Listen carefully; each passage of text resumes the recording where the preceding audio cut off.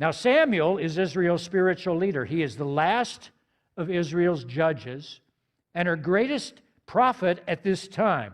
Samuel is a man of great prayer and great integrity, and he's heartsick because he's partially responsible for unleashing Saul on the nation of Israel. But God says to him here in verse 1 in so many words, let's stop feeling bad about this. I'm working here.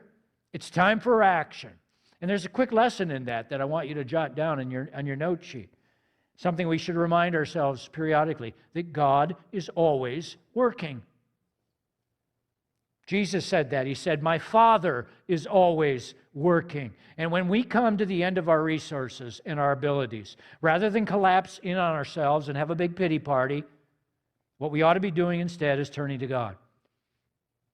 Because with God there is always hope.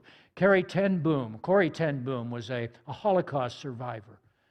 And she wrote of her experience in a Nazi concentration camp in a classic book called, anybody know? The Hiding Place. You should read that book this year. And in this book, and this was a saying of Corrie ten Boom, she said, there is no pit so deep that God is not deeper still.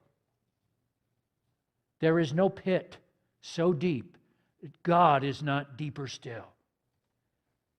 We're stuck in winter right now. And it's Southern Maryland, and it's a lot better than other winters I've been in, but it's still winter. It's still cold. It's still dark. Yes? But to God, every day is a spring day. Have you ever thought of that?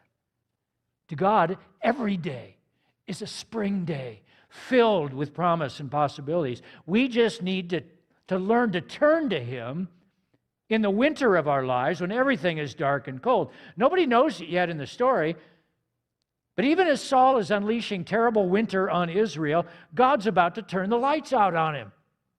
Nobody knows it. It's about to change, and God is about to bring in the dawning of a new age.